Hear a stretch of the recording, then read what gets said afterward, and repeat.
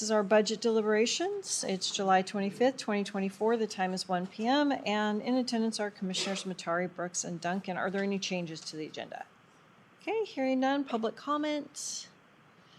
Okay, hearing none. We'll go ahead with FY25 final budget deliberations. Fingers crossed. And our Finance Director, Brandy Falcon. Good afternoon, Commissioners. Brandy Falcon for the record. Not last budget meeting, but the budget meeting before that, Chair Duncan had asked for kind of a summary of like the tax portion that went towards transit. So I just went back to 2016, and up on this top line is the amount of property tax levied for transit every year. And then I also just went ahead and added the dollar amounts of federal grants expended, and then cash match from area on agencying, the cash match from cities that we spent, and then the in-kind from the tribe, Kootenai Health, and then in-kind from the county, obviously. So, and that does not include the time and expense from the auditor's office, all the functions that we perform for the grants, as well as whatever time legal spends on these. I was going to try and get a dollar amount for our single audit, but the invoicing for the single audit is combined with the annual, so I'm waiting to hear back on those dollar amounts. So. And is that the only single audit that we have?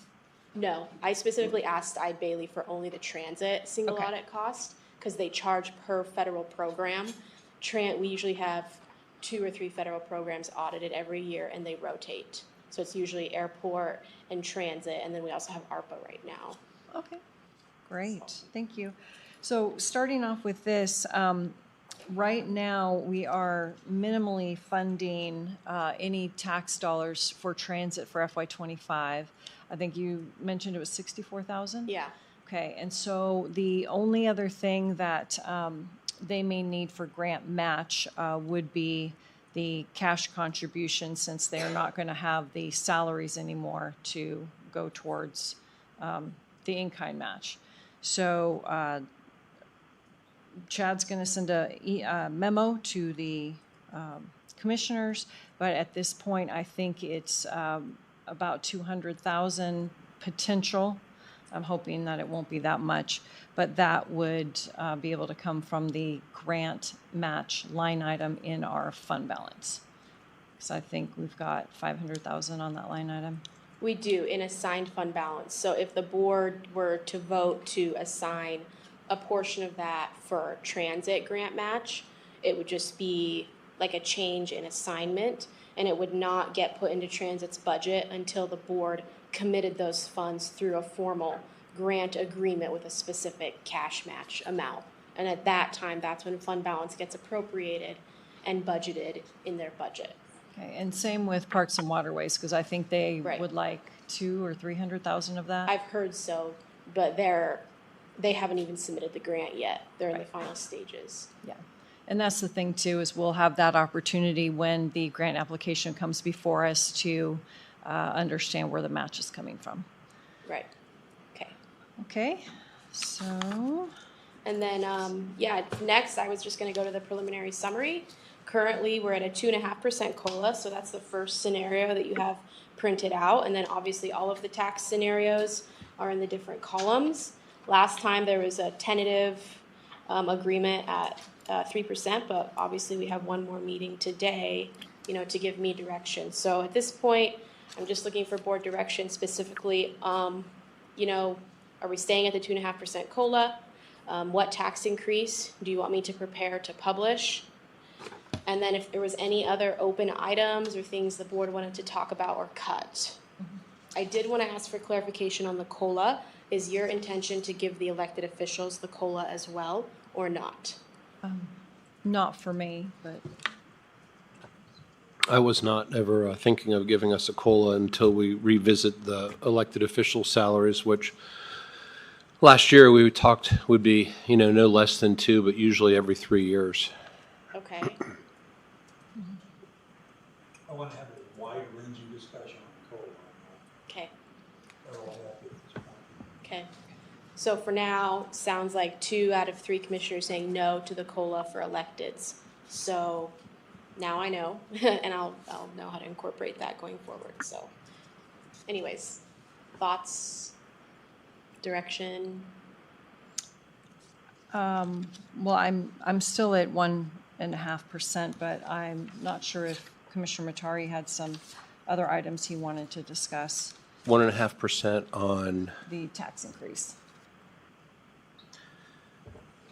yeah, the only issue with 1.5% is that out of a total of, what are we looking at, 109 million? There's a mid-year change cushion of $56,000 with a 1.5%. Just my understanding from, first of all, we had 400,000 mid-year changes, but nothing really came out of that. I mean, we didn't use a whole bunch of that. We've used some of it. We could have used some of it for 911, but the board didn't want to. So instead, 911 will just potentially go over budget. But yeah, we didn't use the whole thing for personnel.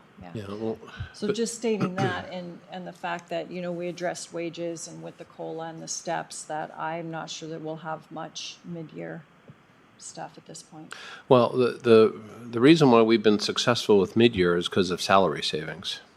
And that is dwindling each year as we hire more people. So that's where I fear that the lack of a cushion there will end up nipping us, and we'll have to dig into fund balance in ways that we shouldn't be because we're not properly at least having enough of a cushion. I don't think it's prudent to always count on salary savings, especially as we're starting to fill these positions.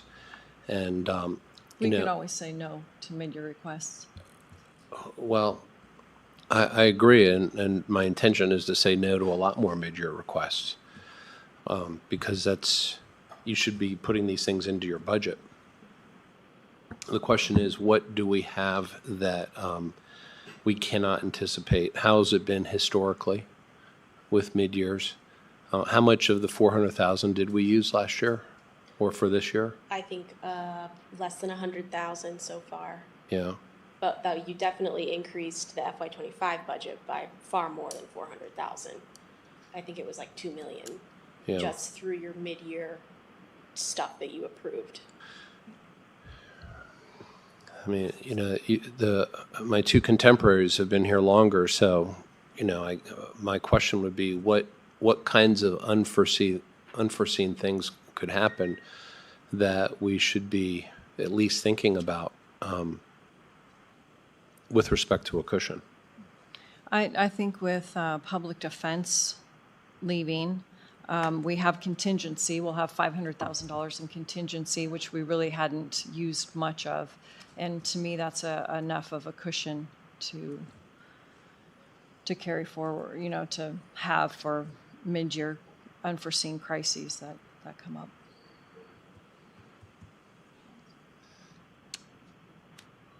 I'm not disagreeing, but I think there are some fundamental problems with how we do budgeting here. Could you elaborate a little bit? Sure, we don't take people first. We do programs first. We do asks for existing services first, but we should take the people we have first. Someone called me up and said, I'm not suggesting this, but what if the county employees had a sick out day? Do you think the commissioners would realize how much we work and how much we're needed? And I said, yes, but you're not seriously proposing that. And I said, good, you're not. But let's talk about people first. Well, you know, I agree with you conceptually on that. And I think that we have been, certainly since I've come on board, this board has made great strides, I think, in addressing employee issues that have been lingering for a long time.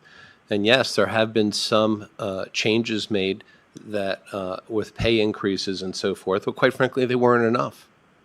And this board, I think, has done a lot to address a lot of these issues. I think the challenge is trying to do it all in one big fell swoop here, you know, and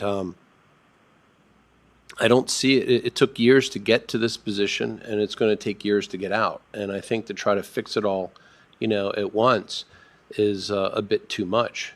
I don't think giving people a reasonable COLA is trying to fix problems all at once. I mean, when you hand somebody $100 bill and give them $4 on top of it and say, there, now you should be happy, that doesn't work. Well, I think if you look at the individual components, you could make those arguments. I think what we've tried to do is get an annual step, and then look at a COLA. And the intention, the way I understood it last year when we started incorporating these changes, was so that every few years we would reevaluate these positions and make sure they are where they're supposed to be, so that we can hire qualified people to fill the positions. One of the things that I've discovered is that a lot of times we don't really understand what's going on metric-wise within our own organization. And so we get these requests for staff, and we don't even understand, well, exactly how busy are they? How much more has the workload grown? Are we operating efficiently? I mean, a good example was the fact that at some point in the past, it was decided to accept online building permit applications. Well, why are we continuing to accept them if 8 out of 10 are incomplete? Maybe we should have people going through a front desk, talking with a person before we get higher priced people looking at these applications and then kicking them back out. So I would argue that there's a lot to be had for efficiencies, and that this is a multi-year process. My hope is that by the time I'm done as a county commissioner, that the people will be getting paid well for what they're doing, not overly, but well, that we won't carry positions year in and year out that never get filled, because it's a form of taxation on the citizens. It's not right. If you want to tax people, tax them for what you know you're going to tax them for, not for these perpetually open positions that we never fill. And let's make sure that every decision can be as data-driven as possible. So when we get asked for more positions, we can say, these people are beyond, a standard metric. I agree with that completely, but it doesn't, to look at the cost of living, what that's doing every year, that's outside the realm of the metrics, as you say, for the positions to do the work. This is for people to live, for people to buy gas and groceries and rent. And from that perspective, I agree 1,000%. On the other side, we have the taxpayer, and in the private sector, and I think you know this too, Commissioner Brooks, in tough times, your employer often says, we're not going to talk about COLAs, we're going to talk about you keeping your job. And as you probably know all too well, I certainly do, employers are willing to make great sacrifices to keep their people. And usually it comes out of their pocket first, just so they can keep their jobs. And I think, the difficult position we are in as a board is figuring out how to navigate and balance that between, trying to do what's right for the employees within the organization and trying to do what's right with the constituents that we serve, when their pocketbooks are also being hit hard too. And so the main reason why I'm even supportive of a 2.5% COLA is largely because I don't want us to go backwards. But I see us addressing only this. a little backwards. Well, I'm willing to accept a little backwards as opposed to a lot of backwards. And with the understanding that, again, this didn't happen overnight, and we're not going to get out of it overnight. And I'm committed to make the strongest argument I can, as long as I'm a board member, because we will have a different board next year, to advocate to get people to where we need to get them paid, so that we can have qualified candidates fill these positions and provide the service levels that this county expects and should be getting. No argument from me. We just have to keep up. Yeah, I agree. All right. Is there anybody on the line? Yeah, Dr. Duke Johnson, coroner. Okay. Hi, Dr. Duke. Did you have something to say this afternoon? Yes, I did. Thank you very much. I had the opportunity to review the video of the budget meeting on July 22nd, and I was unable to attend because I'm currently at the annual International Association of Coroners and Medical Examiners Conference. And the most influential people in my industry are here, and I've spoken personally with many of them.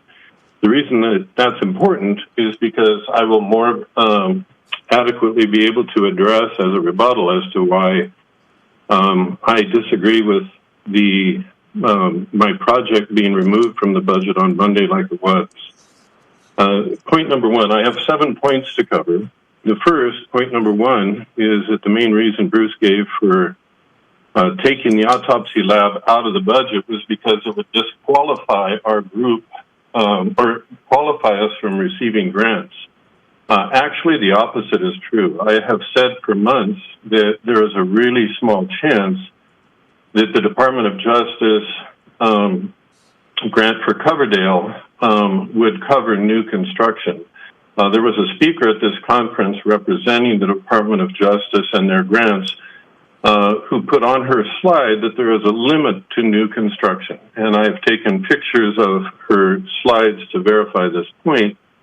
So thereby taking my project off the budget or out of the budget would disqualify us from receiving potentially $300,000 to $500,000 now.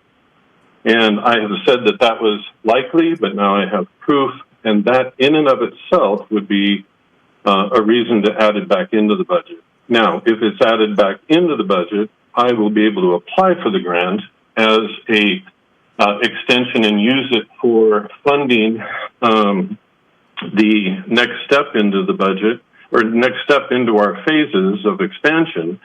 And I have 3 years to use the Coverdale money in order to do so.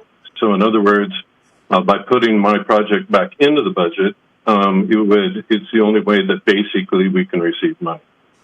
Point number two, it was brought up on Monday as well that there was a request for MOUs from the surrounding counties to support our project. That really surprised me because nowhere in writing or nowhere in recordings was that ever requested of me. But actually, that is not a point of that's applicable at all. If I've been requested to write many pro formas, which I have done, and the most recent one that I worked with Brandy, which she'd be able to readily be able to produce, shows that on the far right-hand column, one of the options is Forensic Pathology Associates, which is a locum tenens, or a company that brings out locum tenens medical examiners to locations, and we would only be responsible for the autopsies that we have requested that they do. So there is no reason to get MOUs from any surrounding because the project itself, the funding and the functioning of it, is not dependent at all upon our surrounding counties. In fact, the surrounding counties would pay, in essence, like a $100 access fee, so the surrounding counties are only a benefit to our county, but not that we would be dependent upon them at all.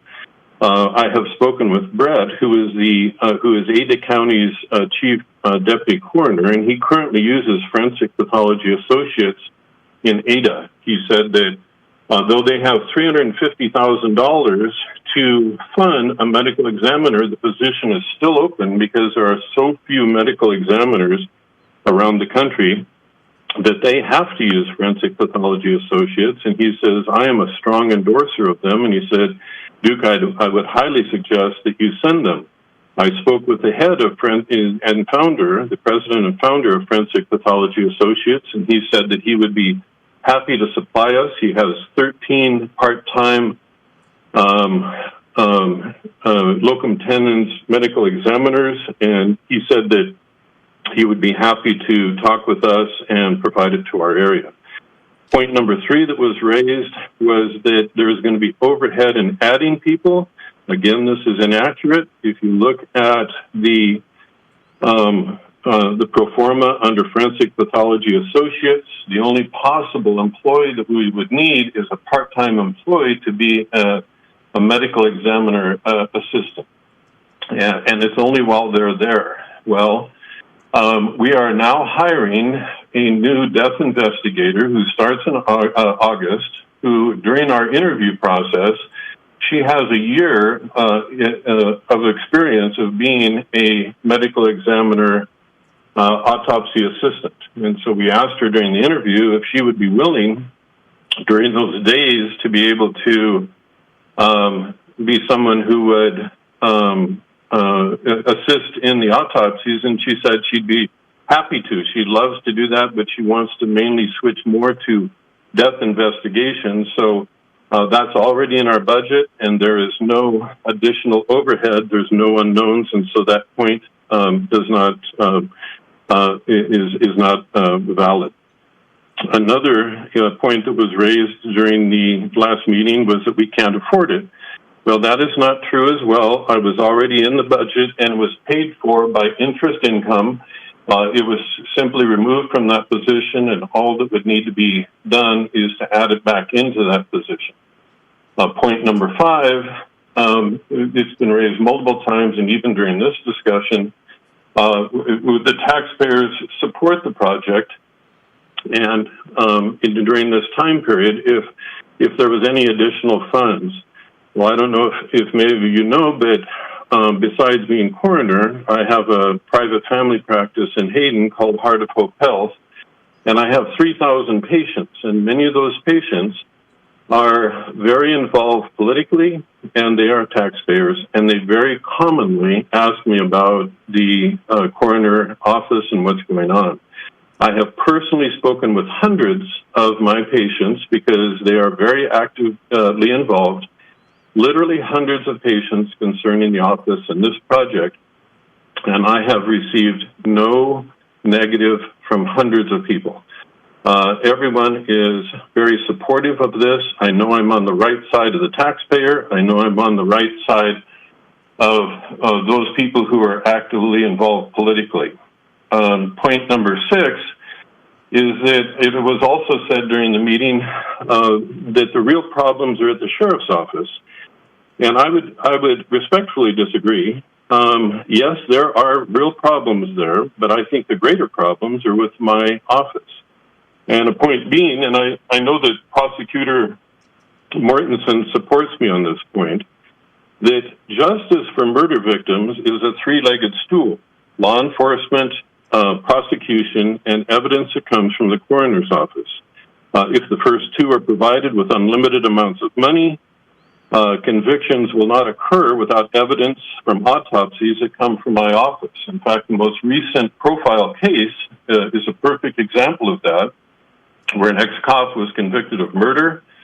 The prosecutor's office has said that it was evidence from my office, and he's written a letter to support the same. There was evidence from our office, not from the medical examiner office in Spokane, but from our office that helped bring about that conviction. And I know that he wrote, Bruce had written an email to him asking if such a autopsy center was necessary. And Prosecutor Mortensen replied with a 4 to 5 page response. Bill, if you haven't seen that, I asked Prosecutor Mortensen to resend that to you guys. But he has been incredibly supportive of this project. In fact, it originally was his idea.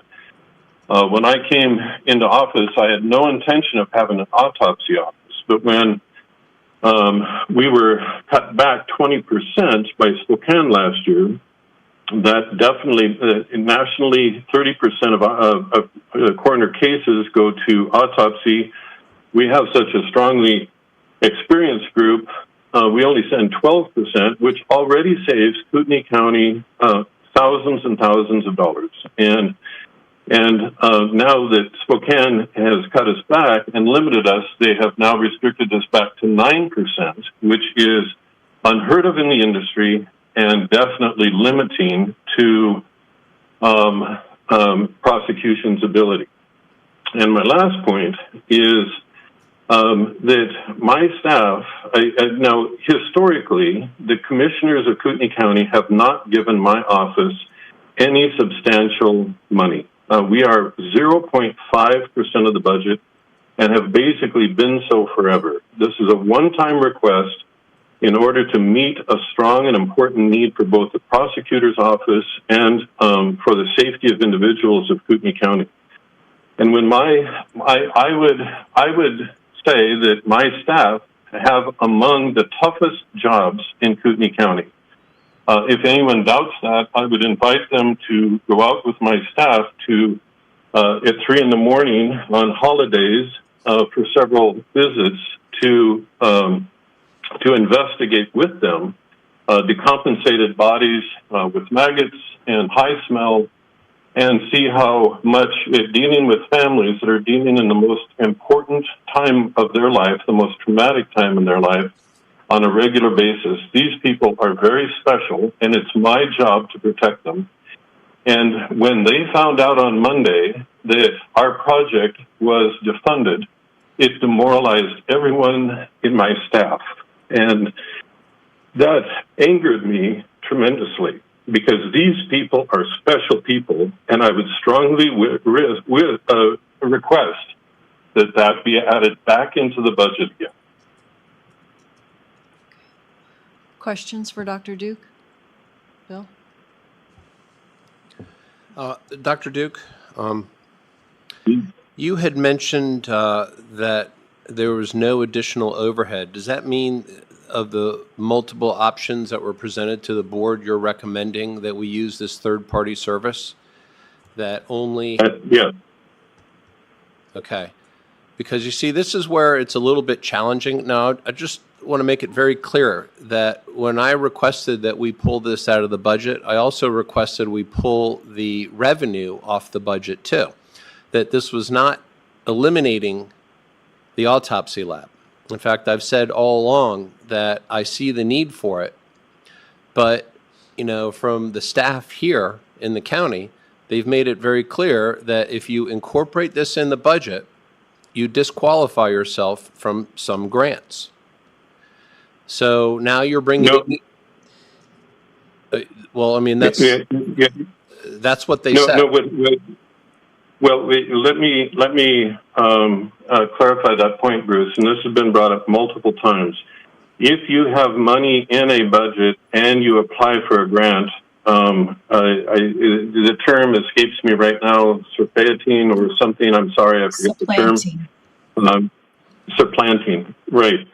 But the only reason to avoid supplanting would be if the Coverdale grant would allow for new construction. And what I have said all spring is that there is exceedingly small chance that they would allow for new construction, and that's why I was requesting that it be kept in there, because I thought the chances were exceedingly small. In fact, when I went up to the presenter and brought this point up to her, several coroners from around the country were standing around me saying, oh yeah, Coverdale doesn't cover new construction, and her slides basically proved that. So if that's why we cannot apply for the grant at all, because the odds of winning that are essentially 0%, because they will not pay for new construction.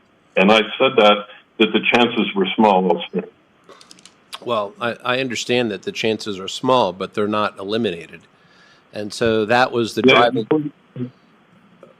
I'm sorry. Okay, I'm not. When I say small, Bruce, I don't think they've done it, and I'm not representing the Department of Justice. I think it's at least a 99.9% chance that they won't fund new construction. So I guess the definition of term small means exceedingly small, and basically the slide presentation proved it. And I would add, too, that there's no guarantee that Kootenai County would get the grant as well. I mean, it's a competitive application process. And I understand that. And the way that this all started was, first, let's get the autopsy, or let's get the coroner's office certified so we can start applying for grants. I mean, that's how this started. Okay? And then it was, there's all this money out there that we could get, that we could go after. And that's how it was positioned. Then it started with, you know, there's somebody that we can hire that's local, even though the local place was, you know, having difficulty hiring.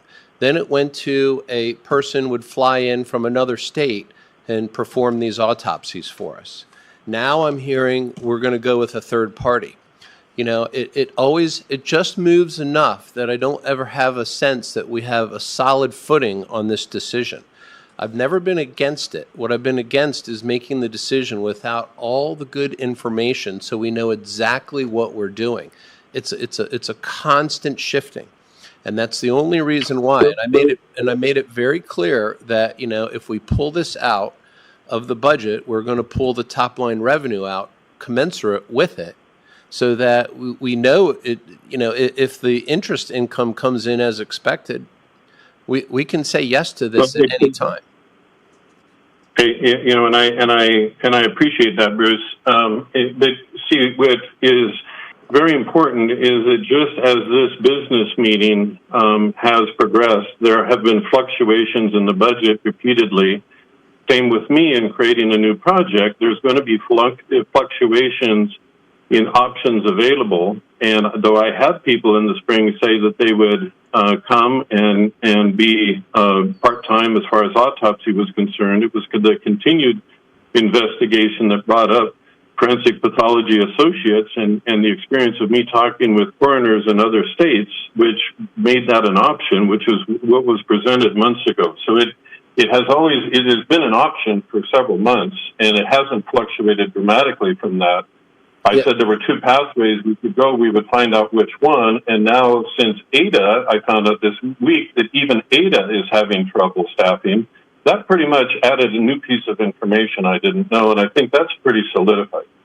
Well, okay, there's a couple of points here. The first one is that, you know, if they're having a problem in a city next door to us, and it was said in one of their meetings that this is a nationwide issue. The finding qualified staff has been a challenge for a lot of places.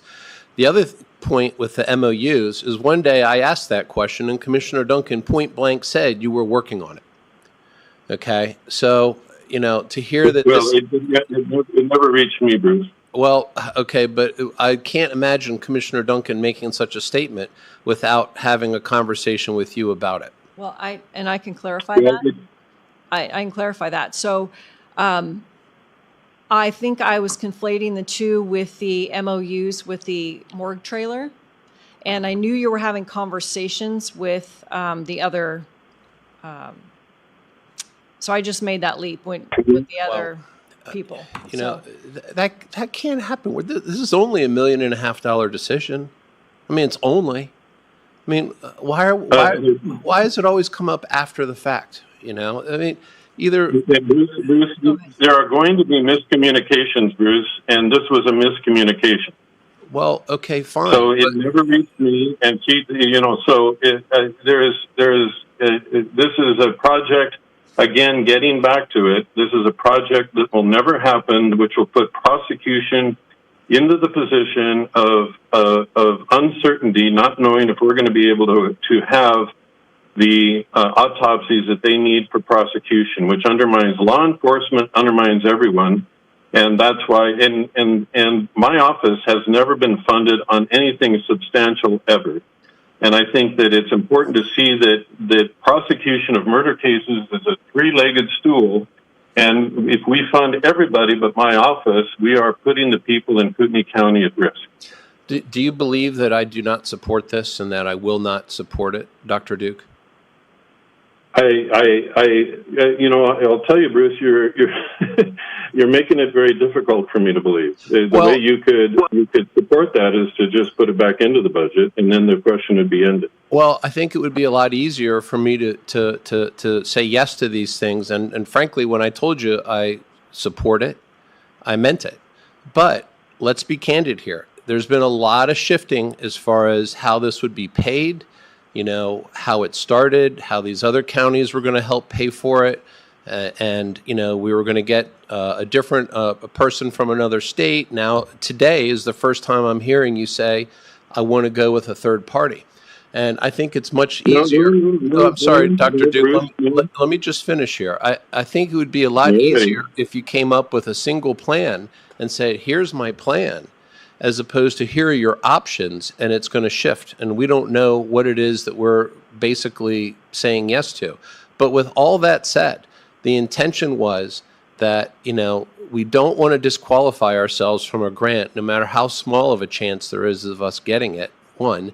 And two, that's why I took the top line number or the revenue off, because that way it was basically a net neutral. Now, if I had demanded that we pull the autopsy lab out and then allocate money that would have been used for the autopsy lab for something different, then I would agree with you. But I am supportive of it, but I just don't understand why we want to disqualify ourselves from a prospective grant, which was the main crux behind getting the certification for our coroner's office.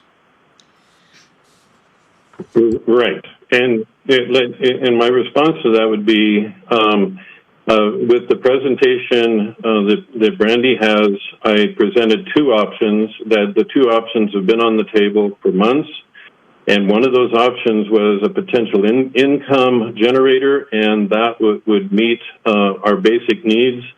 And if I had the support of the others, we could go down that direction, but that's only going to be something that you cannot recruit physicians to come to a location that doesn't exist. And so that's why it's been presented as an option. It's not a brand new option. If you look back, the Forensic Pathology Associates was an option.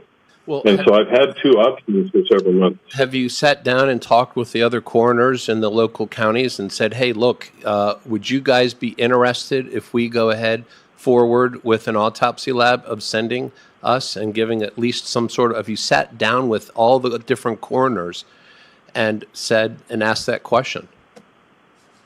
Yeah, as a matter of fact, I haven't sat down with them, Bruce, but I've called everyone from Lewiston North, and everyone told me yes.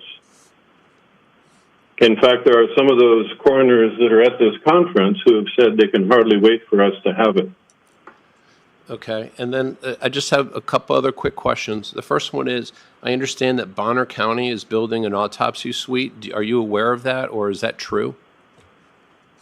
They had funds from the opiate settlement, and they asked the coroner up there if they would be willing to, if he'd be willing to accept some money to put in a table and a sink.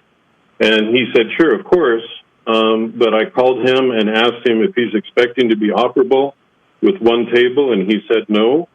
And it's a very, very small room with one table. And so he told me that he wasn't planning on doing that, and he said that he would send our cases to us.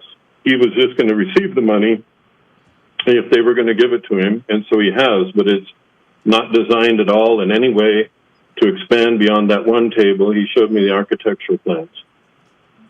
And I would say that July 12th, Asia Williams from Bonner County was asked, and she said that they have no plans to fund the operation for that autopsy suite currently. And is Spokane currently, do they still have a limit for all autopsies, partial and full?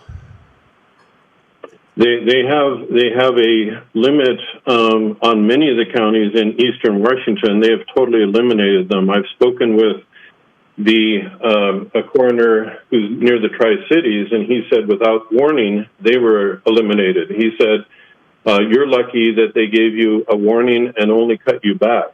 But many counties in eastern Washington were eliminated without warning. Okay. And so that's why they had to start using it, and that's why I feel very uncomfortable with Kootenai County being dependent upon Spokane's business processes. Okay, so yes, Spokane still has a limit for Kootenai County on all autopsies, partial and full. Is that correct? She said that we may be able to expand that number a little bit beyond the 52, and so I don't have that email in front of me. So she gave indication that they could expand it a little bit, but again, it's a very tenuous situation that is not a stable situation, and these kind of eventually, but the way Kootenai County is growing and infrastructure needs of Kootenai County. We're going to need a lab at some point, and this is a perfect opportunity to do it. Okay, so they did lift that limit a little bit. Yep. Thank you. I would be in favor of putting it back in. I was not in favor of taking it out. I think the amount of time that it's going to take to go through design and construction and everything, I don't really want to wait, because even though they have expanded their limit currently, tomorrow that could be a whole different story, and they can tell us thank you, but no thank you, and they can eliminate us like they've eliminated some other counties. So I think it's a time that we were proactive in a capital project and did this before we get caught short, and then our prosecutions are hampered. I would just like to get some sort of confirmation that if this project is in the budget, that it does not disqualify us from this grant. From Coverdale, it won't, and I'm not sure about the other grants. My understanding is Dr. Duke's team had looked out for, many other grants, and there weren't any to be had for coroner facilities. Yeah, I appreciate that, but I think I'm at the point now where it's no longer tell me, but show me. Because I based a decision on what you said earlier about these MOUs. There was I'd be happy, Bruce, to send. Yeah. I'd be happy, Bruce, to send you copies of those slides. None of the other grants that the Department of Justice offers apply. There's no other grant in the country. I have had one of my deputy coroners. He's on the government grant website to receive regular information, and he's been on that position for about 3 to 4 months. There's been absolutely nothing. Everybody at this conference knows, and that's why they presented the Coverdale grant to us. There are 400 attendees of this conference, and that's why they talked about and did a special lecture on the Department of Justice grants, including Coverdale, because that is the only one that really applies to coroners. I appreciate that. I think any documentation would be good. And on top of that, I would recommend that you provide the board your recommendation and not give us options, because I don't know your business, and there's lots of different ways that you can skin the cat. But in the end, what I hear is that in one day the other counties will be ready to send us their autopsies, so we're going to go with hiring a person in another state. And then another day I hear we're going to go with a third party because the employment situation is too bad to find people. And so I think it would be better to make decisions on the most realistic, conservative plan that you have, and then we can look at that and see how that affects the budget. But that's been the hard part for me, is to say yes to $1.5 million project, which quite frankly is over 3 phases from your proposal. It goes to over $4 million. So it'd be nice to at least have a very clear and concise pathway that this county can go, so that when we know we're saying yes to something, it's not going to morph into something different.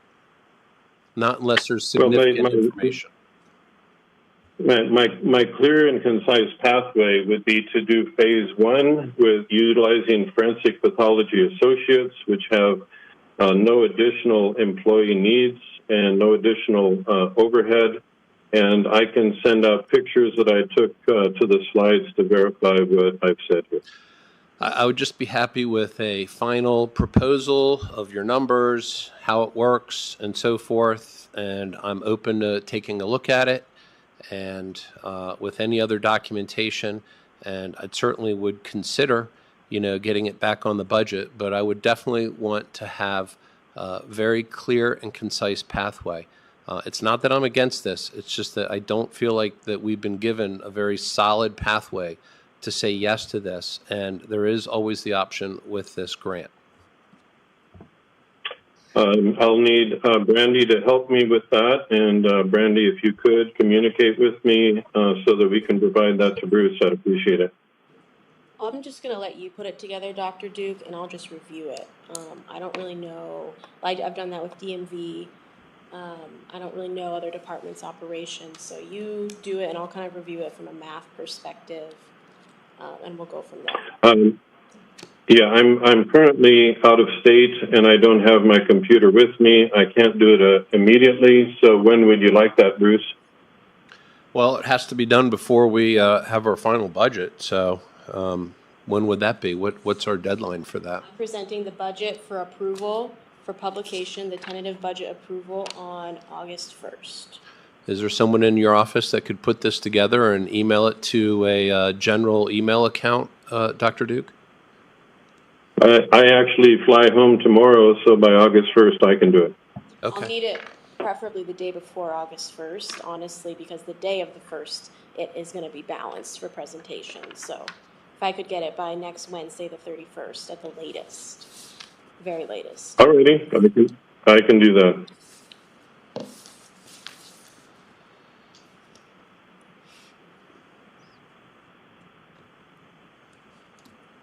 Okay. Do you have other things to go over for the budget? No. Okay. Bill? No. I think the only other thing that I had that kind of caused this meeting from Monday was the fact that it was presented to the board that the radios were going to 911 in the amount about $404,000, and that two line items were being cut. Cut's probably the wrong word, but two line items, one from patrol, one from jail, were then going to be combined and put over to 911. But what I found out was that this is actually an additional $400,000. So those line items didn't shrink; they got filled up with other costs. So we got to have the radios, and I'm just kind of disappointed that I spent the last 6 weeks thinking that this was not an addition, that it was taken from two other line items. So there's that. And do you feel like that there's the money being put in is wasteful? I don't know, because I don't know what those other line items were filled with, so I have no idea.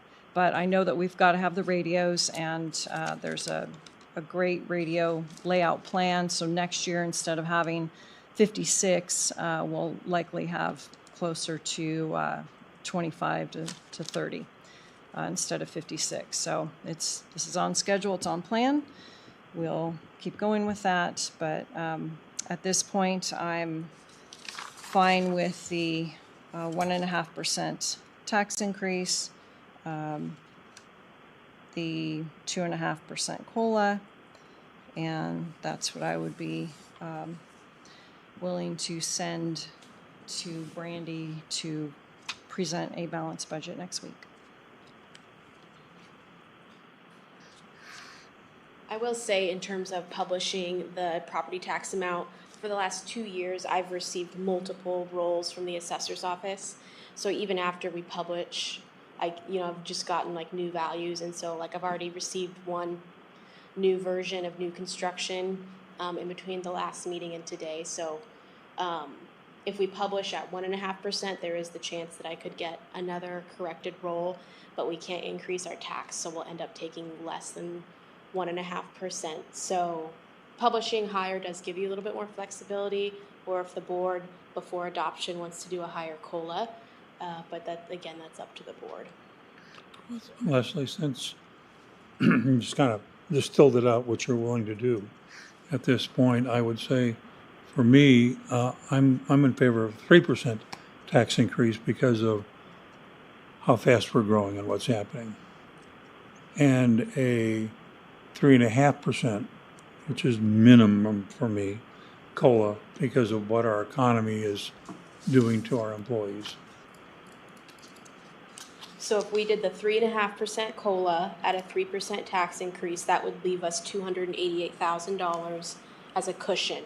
You could put that towards capital or mid-year personnel changes, whatever. Cushion's a good word. Okay, good.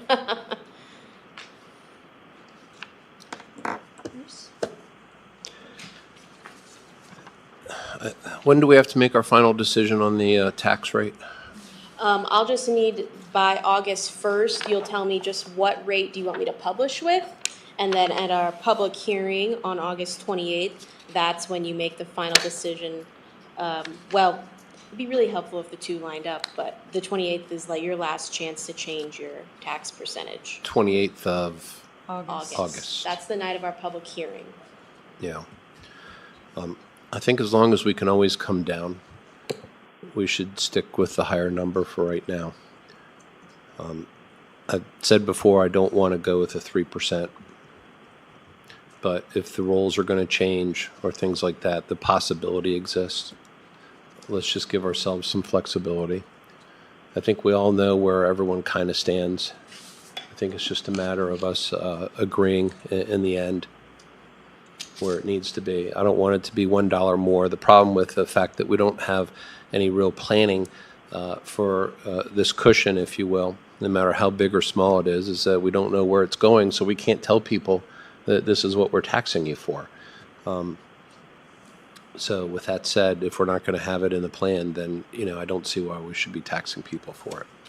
Okay, so I will present a balanced budget to you on August 1st, and you'll have to approve it as the tentative budget for publication. It sounds like 2 out of 3 commissioners, for the purposes of publishing the budget, are okay with a 3% tax increase, and then the other 2 out of 3 commissioners are okay with the 2.5% COLA. The other 2, yes. Okay. And then we'll have the public hearing on the 28th. Okay. All right, public comment? Just one other point. Bruce, exactly again, what is it you want me to present by the first again? The documentation that the budgeting of this autopsy lab will not disqualify us from the grant, and your recommended pathway moving forward for running the autopsy lab. One option. Okay. One Got option. it. And I just want to make a clarification. So supplanting is expressly prohibited in uniform guidance. So there can be a grant, from my understanding, Dr. Duke, grants for construction, but also grants for like equipment and ongoing costs. So if you could show, if you have a different answer, if we can budget the $1.5 million for construction, are you saying we can also apply for a grant for construction? Or are you saying that instead you would apply for a grant for equipment and ongoing costs? So unfortunately, I think, go ahead. Yeah, the initial grant has to be basically, or the grants do not allow for new construction, but in the future, once you do not have a new construction project that I'm using the grant for, they do allow additional monies for equipment, et cetera. So, phase number 3 is a CAT scanner. Phase number 2 is more tables and sinks and autopsy centers. And so what we would be able to do is use the grant for basically equipment per se. So in other words, I could begin using that money. I could apply this spring and use that money to start going down the pathway of expanding a already functioning autopsy center and use it for basically phase 2 and phase 3. All right. So if we budget for construction, that does prohibit us from applying from any construction grants. Is that fair to say? Well, yes, but part of construction is going to be, the sinks that are in the wall. I mean, basically, there aren't a lot of options to build an autopsy lab. I mean, in other words, there's refrigeration. Those are all part of construction. There's 2 refrigeration centers. Part of it was the garage to be able to bring the bodies into, and the associated. So basically, this particular budget item is essentially 100%, phase 1, including equipment. But where I could use it, the grant in the future would be to purchase in an already functioning center expansion, and then purchase the sinks, the lights, the refrigeration expansion, CAT scanners, anything else that is needed. There's dryers, refrigerators, things that allow for an expanded project. That all is falls within the grant, and so at that time period, phase 2 and phase 3 would be basically, expansion, which is really kind of interesting. They may cover. I haven't looked at this detail. They may cover part of that in an expansion project. I just know that for new construction, a new lab, they don't fund those. All right, and phase 1 is only construction, right? No equipment. Oh, no, I didn't mean to miscommunicate that point. Phase 1 was presented during earlier meetings, as was written up by the architect. We paid him to give us phase 1, 2, and 3, and in phase 1 includes equipment. Okay. I'm looking at it right now. It must be somewhere else. I just see remodel. I just want to make sure, because I know for sure supplanting is prohibited, so I want to make sure we're on the same page about that. And maybe, But no, I understand that, but you cannot have a functioning lab without the equipment. So that's why it was all added in there. In fact, the architectural group contacted Boise's center, which was just brand new and recently built, and talked to their architects about how they built it, and all of the equipment is included because the vast majority of it is attached to walls, and so you can't really separate out construction and equipment when you're talking new construction. Okay, so phase 1 has equipment and construction. So if we levy for That's that, correct. that means we cannot get grants for that equipment or that construction. That's correct.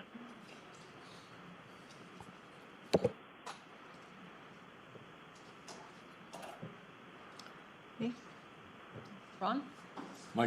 Ron Hartman here. Thanks for the opportunity to speak. I've been trying to attend all of these budget meetings, and the ones I missed, I did watch the video. What's apparent to me after 44 years in corporate America and going through ups and downs in business cycles and seeing competitors go bankrupt and come back out of bankruptcy like General Motors and Chrysler, the first thing I see here is no effort to find efficiencies in running this county. You take the easy path of just increasing property taxes. First of all, what I find appalling is that we're funding open positions when you've got the coroner's office on the life support system. There's money right there. That's the first money that should go. Any position open more than 6 months ought to be out of the budget. And what's more important, a transit center or a coroner's office? The last meeting I was at, I thought there was an assignment to find the cost that would be saved if we eliminated the transit center. I find the coroner's office much more important as a taxpayer than I do a bus system that nobody rides. There's money there that you can use. And in both of these cases, it doesn't affect the COLA you're trying to give your employees. When I was at Ford, and you'd have downturns, this is the process they used. The first thing that was eliminated was open positions. First thing. Second thing, they laid off contract people. Third thing, they canceled the dividend to the stockholders. Fourth thing, they freezed everybody's pay. Next, the CEO of the company took a salary of $1 for the entire year. Next, they delayed new programs. And last, they laid off full-time people. Back to Mr. Brooks's thing of people first. So the last thing they did, people first, was lay them off. Support what he's saying. I think you need to go back and look at where you can save some of this money before you just slap us with a tax increase. Thank you. All right, anyone else on the line? No? Okay, 2:00, meeting adjourned. Thank you all.